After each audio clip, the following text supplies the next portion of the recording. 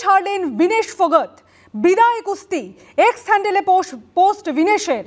সবার কাছে ঋণী থাকবো এক্স হ্যান্ডেলে জানালেন চ্যাম্পিয়ন কুস্তিগির। আপনাদের স্বপ্ন আমার সাহস ভেঙে দিয়েছে, মা আমি হেরে গিয়েছি, কুস্তি জিতে গিয়েছে। এক্স হ্যান্ডেলে পোস্ট বিনেশের। আপনাদের আরো একবার জানিয়ে রাখবো, কুস্তি ছাড়লেন বিনেশ ফোগট। বিদায় কুস্তি। এক্স হ্যান্ডেলে পোস্ট বিনেশের। সবার কাছে ঋণী থাকবো এক্স হ্যান্ডেলে জানালেন চ্যাম্পিয়ন কুস্তিগির। আপনাদের স্বপ্ন আমার সাহস ভেঙে দিয়েছে, মা আমি হেরে গিয়েছি, কুস্তি জিতে গিয়েছে। এক্স হ্যান্ডেলে পোস্ট বিনেশের। এ বিষয়ে বিস্তারিত জানবো, কথা বলে নেব আমাদের প্রতিনিধি সৌমিত্র রায়ের সঙ্গে। সৌমিত্র, দেখো সুজিস্মিতা, সেটা হচ্ছে বিনেশ ফোগট। তুমি জানো যে গতকাল অলিম্পিকে তার ফাইনালে যে উঠেছিল, সেই ফাইনালে ওঠার পর তার একেবারে হৃদয় বিদারক খবর এসেছিল প্যারিস থেকে। গোটা দেশ আশাভঙ্গ হয়েছিল। তার যে পদক জেতার যে একটা স্বপ্ন ছিল, সেই স্বপ্ন ভঙ্গ হয়েছিল। তিনি যে ফাইনালে উঠেছিলেন মেয়েদের কুস্তির 50 কেজি বিভাগে, সেখান থেকে তিনি ডিসকোয়ালিফাইড হয়েছিলেন, কারণ তার যে ওজন সেই 50 কেজি থেকে 100 গ্রাম বেশি হয়েছিল। সেই কারণে তার যে পদক জেতার স্বপ্ন ছিল, গোটা 140 কোটির দেশ স্বপ্ন দেখেছিল, সেই স্বপ্ন ভঙ্গ হয়েছিল, আশা ভঙ্গ হয়েছিল।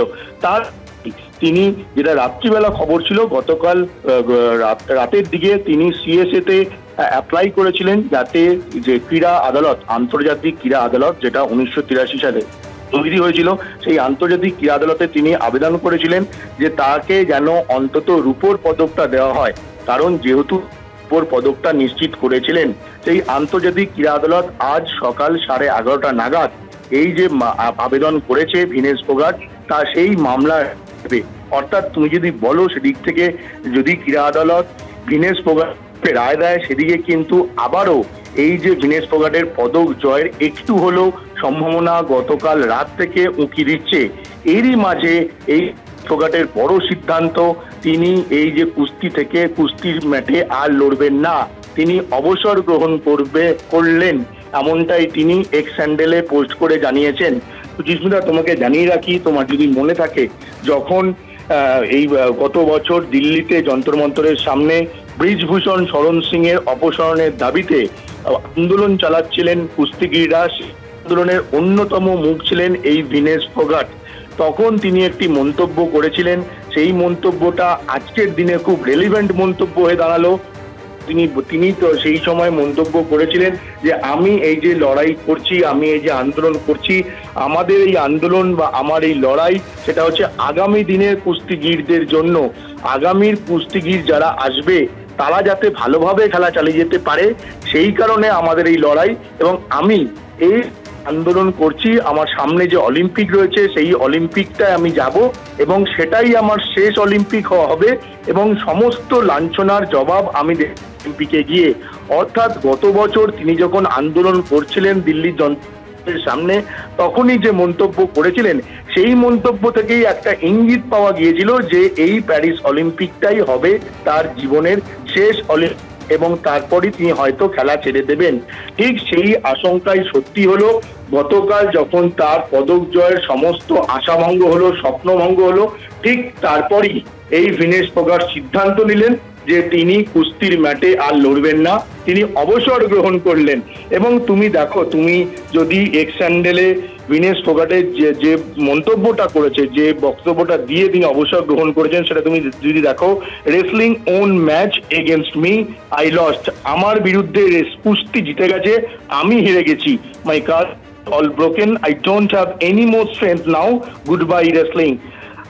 এবং তিনি বলতে চেয়েছেন যে, এবং তিনি এটাও মেনশন করেছেন যে 2001 থেকে 2024, অর্থাৎ তিনি যখন খেলা শুরু করেছিলেন 2001 সালে, এবং 2024 সাল, অর্থাৎ 23 বছরের একটা দীর্ঘ কেরিয়ার তিনি মধ্যে দিয়ে তিনি গেছেন, এবং শেষ পর্যন্ত কুস্তিকে বিদায় জানাচ্ছেন। I will forever be in your ডেপ্ট। ফলে পুরোটাই তুমি বুঝতেই পারছো যে গতকাল যখন তার স্বপ্নভঙ্গ হয়েছে, তিনি পদক জিততে পারেননি, তারপরই তিনি একেবারে মুচড়ে পড়েছেন, তিনি ভেঙে পড়েছিলেন। এবং একটা ছবি সামনে এসেছিল, তুমি নিশ্চয়ই দেখেছো, যে তার ওজন কমানোর জন্য তিনি সারা রাত ধরে পরিশ্রম করেছিলেন, তিনি জল খান পর্যন্ত খাননি, সারা রাত ঘুমননি, স্কিপিং, এক্সারসাইজ, জিম, সাইক্লিং সব রকম ভাবে তিনি চেষ্টা করেছেন যাতে তার ওজন কমিয়ে তিনি গতকাল তার যে কুস্তির ম্যাটে যাতে নামতে পারে, কিন্তু শেষ পর্যন্ত হয়নি। 100 গ্রাম ওজন বেশি হওয়ার জন্য তিনি ডিসকোয়ালিফাইড হয়ে গিয়েছিলেন। তারপরই তিনি সিদ্ধান্ত নিয়েছেন যে তিনি আর কুস্তির ম্যাটে লড়বেন না। তবে সুচিস্মিতা দেখো, এই যে ভিনেস ফোগাট যা করলেন সেটা একেবারে বলা যেতে পারে যে এই যে ভারতীয় খেলাধুলার ইতিহাসে সেটা কিন্তু নজিরবিহীন ঘটনা তিনি ঘটিয়ে গেলেন।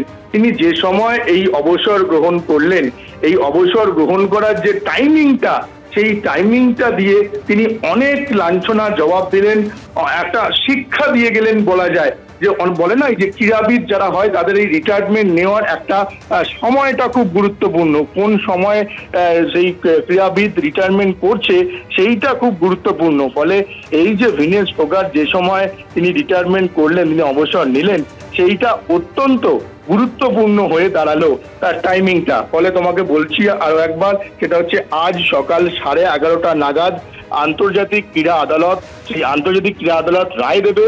কারণ সেই আন্তর্জাতিক ক্রীড়া আদালতের কাছে এই ভিনেস ফোগাট তিনি আবেদন করেছেন যাতে তাকে অন্তত রূপোটা, যেহেতু তিনি ফাইনালে উঠেছিলেন সেই কারণে অন্তত যাতে তাকে রূপোটা দেওয়া হয়, সেই কারণে তিনি ক্রীড়া আদালতের কাছে আবেদন করেছেন। এই ভিনেস ফোগাট 2001 সাল থেকে খেলা শুরু করেছিলেন। তিনি হরিয়ানার মেয়ে, 29 বছর বয়স, সেই 29 বছর বয়সে তিনি তার খেলা ছাড়লেন। এবং তোমাকে বলে রাখি, এই যে 50 কেজি বিভাগে ফাইনালে তিনি উঠেছিলেন, কিন্তু তার পছন্দের বিভাগ ছিল 53 কেজি। লাস্ট যে দুটো অলিম্পিক, অর্থাৎ এই যে প্যারিস অলিম্পিক চলছে, গত যে দুটো অলিম্পিক, টোকিও অলিম্পিক এবং রিও অলিম্পিকে, সেখানে কিন্তু নেমেছিলেন তিনি 53 কেজি কুস্তির বিভাগে। কিন্তু এবছর যখন তিনি গত বছর দিল্লি যন্তর মন্তরের সামনে আন্দোলন করছিলেন, তিনি আন্দোলনের অন্যতম মুখ, সেই সময় যখন অলিম্পিকের কোয়ালিফিকেশন রাউন্ড চলছিল, সেই রাউন্ডে তিনি যে 53 কেজি বিভাগে যে কোয়ালিফিকেশন রাউন্ড, সেই কোয়ালিফিকেশন রাউন্ডে তিনি নামতে পারেননি। সেই তার জায়গায় অন্তিম পাঙ্গাল তিনি কোয়ালিফাইড হয়ে তিনি গিয়েছিলেন হচ্ছে প্যারিস অলিম্পিকে। সেই কারণে তিনি 50 কেজি বিভাগ, সেই 50 কেজি বিভাগে প্যারিস অলিম্পিকে নেমেছিলেন এবং দুর্দান্ত ফাইট দিয়ে, তুমি যদি দেখো 3টে ম্যাচ যে হয়েছিল, 3টে ম্যাচে দুর্দান্ত পারফরমেন্স করেছিল এই ভিনেস ফোগাট। প্রি কোয়ার্টার ফাইনাল, তারপর কোয়ার্টার ফাইনাল, তারপর সেমিফাইনালে কঠিন প্রতিদ্বন্দ্বীদের হারিয়ে ফাইনালে উঠে তিনি ইতিহাস গড়েছিলেন। প্রথম কোনো ভারতীয় মহিলা কুস্তিগির হিসেবে অলিম্পিকের ফাইনালে উঠেছিলেন। এর আগে কোনো মহিলা কুস্তির অলিম্পিকের ফাইনালে পৌঁছয়নি। সেখান থেকে দাঁড়িয়ে ইতিহাস গড়েও শেষ পর্যন্ত স্বপ্নভঙ্গ হয়েছে, হৃদয় বিদারক খবর চলে এসেছে প্যারিস থেকে যে তিনি পদক পাবেন না। ফলে তারপরই তিনি ভেঙে পড়েছিলেন এবং তারই সিদ্ধান্ত অবসর নেওয়ার সিদ্ধান্ত। অনেক ধন্যবাদ সৌমিত্র।